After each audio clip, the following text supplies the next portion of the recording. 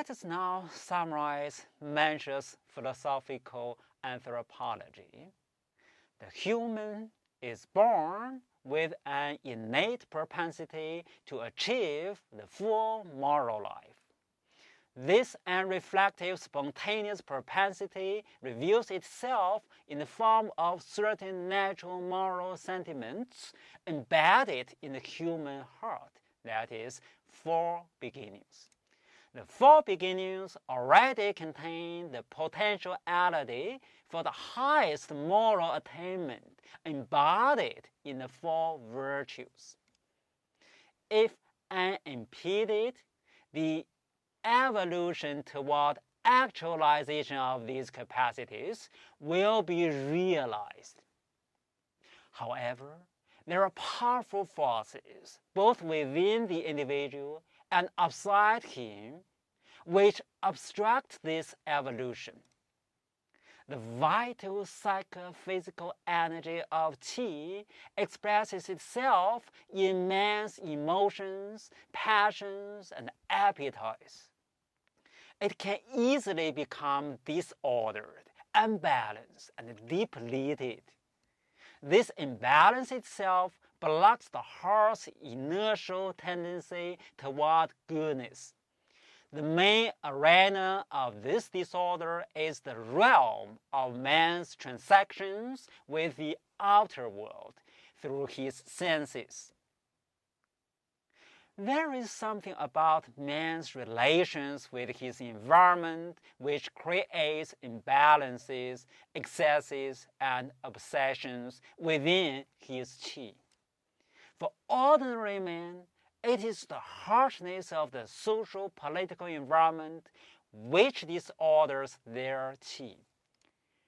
To elite class, it is the environment's seductive promise of infinite sensual delight, power, fame, and honor which disorders the qi. Nevertheless, heaven has in fact endowed humans with transcendental heart within the heart. The heart within the heart is capable of preserving the spontaneous heart of goodness. Through moral effort, it expresses itself in moral decisions that are based on reflection and deliberate thought.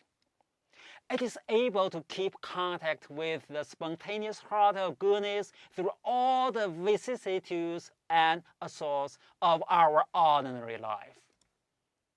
If one makes moral decisions in an existential sense, one will be able to gain mastery and control over the vital qi of his emotional life.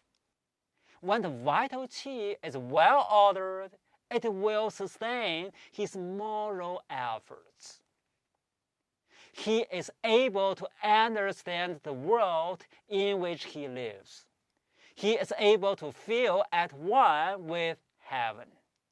With heaven's help, the noble man can help create a world out there in which all men will be able to re-establish contact with the inherent sources of their own natures.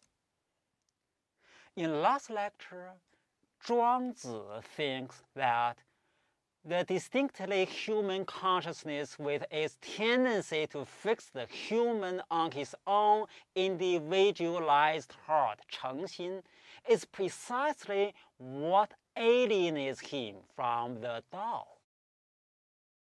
To this, Mensch's reply is that moral consciousness is the transcendental instrument of human salvation which unites man to heaven.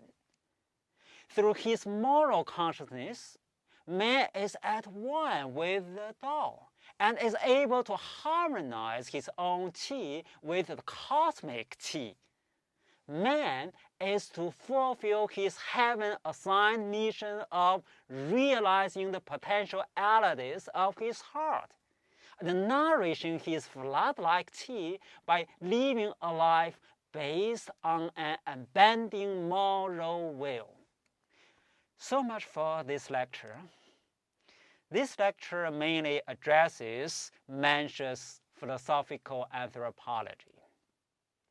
Could you write an essay elaborating on Mensch's theory of human nature?